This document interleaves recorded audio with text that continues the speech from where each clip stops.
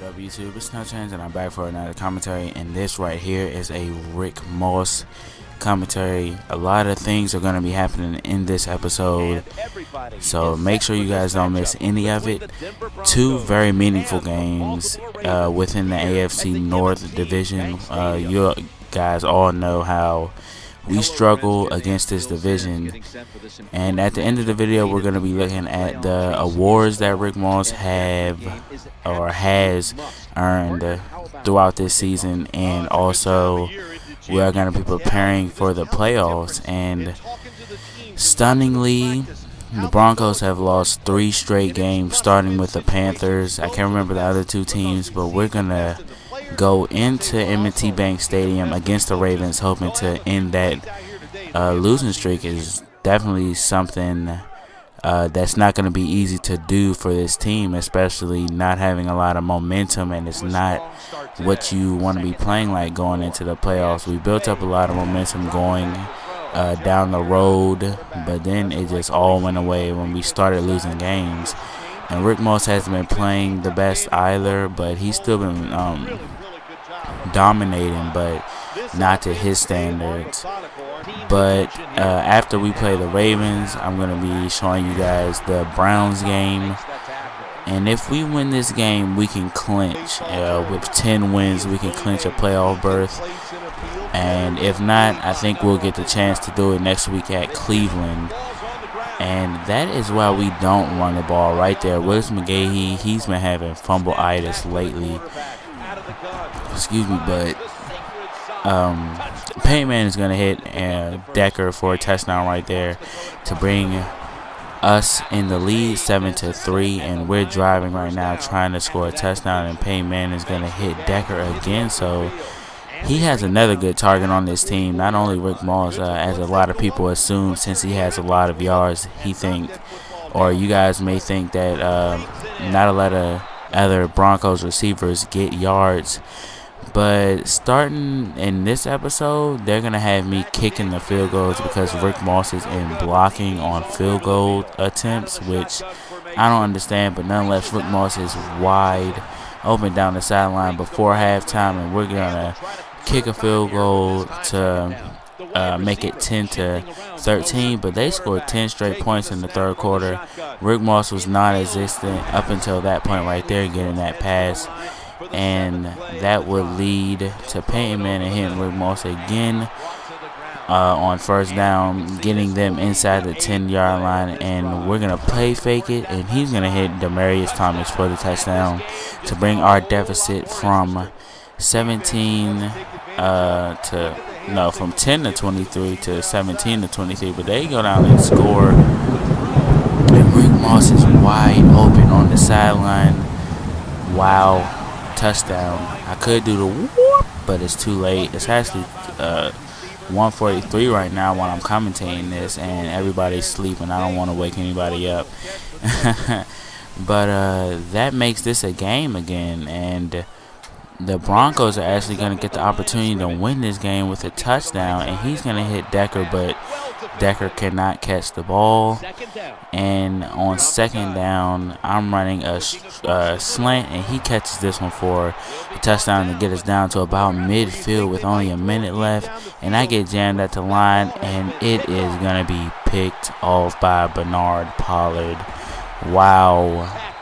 Interception by Peyton Manning to lose us the game.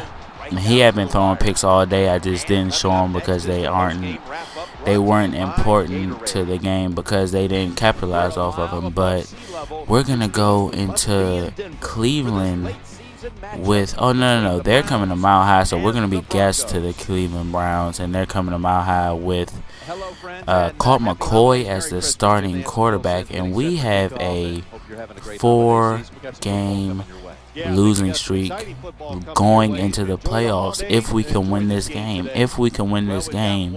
we'll clinch a playoff spot. Rick Moss will get a chance to get into the playoffs in his rookie year and hopefully go for a Super Bowl. But as of the last couple games, Rick Moss and Peyton Manning just really haven't been on the same page as much, or as good as they could be. They still are linking up on a lot of throws and catches, but still definitely not as good as they should be. But Rick Moss catches this one up. No, he doesn't. He drops it.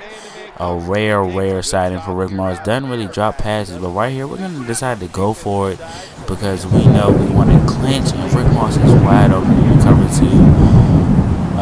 Peyton Manning rarely ever throws that ball correctly. When I say rarely, I mean rarely. He always puts a lot of air under it when he should just throw it straight to Rick Moss, and that'll allow him to do what he just did right then. But the Browns score, and I am wide open deep, but it's going to get overthrown by Peyton Manning. Like I said, they aren't on the same page that much anymore like they were starting off on that win streak this season. We were favored to go to the Super Bowl, but now we're just fighting for a playoff spot with 2 games left in the season. But Rick Moss is wide open. Finally, Peyton Manning throws it right again, and with 49 seconds left in the half, Rick Moss is wide open over the middle, gets about a 5 or 6 yard gain, and he's going to hit Decker for another touchdown, his second touchdown of this episode.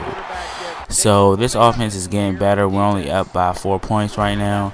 And Peyton Manning is going to go deep and miss a wide open Demaryius Thomas. Wow. Could have had a touchdown right there. And we are struggling to score. And look at that miscommunication by Peyton Manning and Rick Moss. Just not looking good so far right now. Hopefully we can still win this game. A risky pass caught by Rick Moss over the middle. Wow.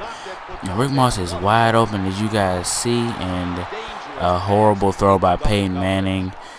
Oh, man, I hope we can win this game and get to the playoffs. We really have to get back on track. And he is going to throw it deep, and then it's going to be way short and picked off by Sheldon Brown. Hopefully they do not score.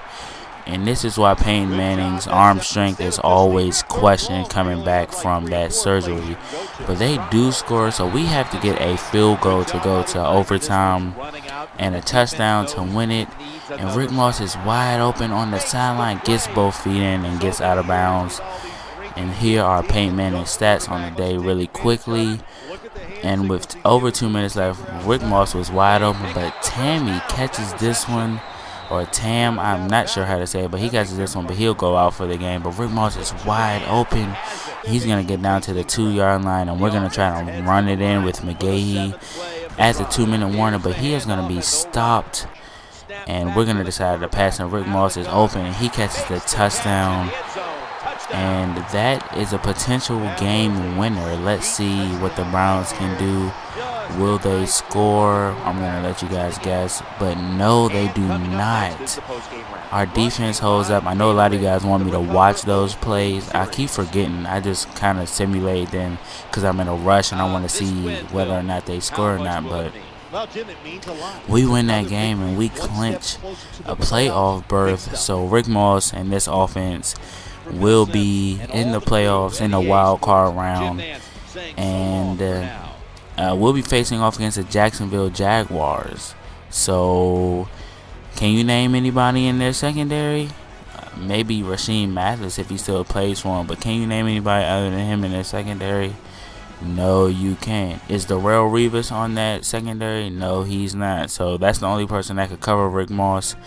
And since he's not on that roster, these cornerbacks in that secondary can expect to have problems against Rick Moss because we all know he's so talented and gifted at getting those yards and touchdowns. But nothing but love for Peyton Manning on the right side of your screen in the Twitter feed. Of course, Trey Wingo has something funny to say, but here you guys get to see the standings. We do clinch the playoff berth, and if we lose, we'll go 10-6, which is still a good season, and Rick Moss will be rested. And the Broncos end up getting that win. So we finished the season 11-5 after a simulation. And here are the awards. Rick Moss winning MVP. Peyton Manning coming in at third. Aaron Rodgers coming in at second. Ryan Fitzpatrick, the surprise here, with a 9-17 at number 6. Coach of the Year, John Fox couldn't win that, of course, because of that 4-game losing streak. But we are hoping to get that back on track. But the Offensive Player of the Year, of course, the top 2 candidates are 2 Broncos players, but the one Offensive Player of the Year is Peyton Manning. The #1 defensive player of the year, McCourty, and the offensive rookie of the year, of course, is Rick Moss. And he also made the Pro Bowl. And definitely a crazy rookie year for Rick Moss. And here's the best QB. Peyton Manning did not win that. He came in just second behind Ben Roethlisberger, the best running back, Fred Jackson. Rick Moss has also won the best wide receiver award for the AFC. I only go through the AFC here because I really don't care about the NFC in this Connected Careers, honestly. But that was great, and we're going to look at how many times Rick Moss came up with the Offensive Player of the Week award. He comes up there quite often, I'll say. A lot of consecutive weeks. Back when the Broncos were on that winning streak, he was definitely up there a whole lot, like you guys are seeing right now. Only a few times he didn't get it. It's more times he got it than he didn't. But a lot of impressive players here. Most likely we'll see a lot of these guys at the Pro Bowl. And isn't it in California now? It used to be in Hawaii. I think they should take it back to Hawaii. But as you guys can see, we'll be facing off against the Jaguars. I hope you guys are pumped. I haven't even played it yet. I haven't recorded it. Wish me good luck. And tell me how you guys want to see the playoffs. Do you guys want me to live comment or show you guys the whole entire game? Or just let me know. Leave a comment. Let me know.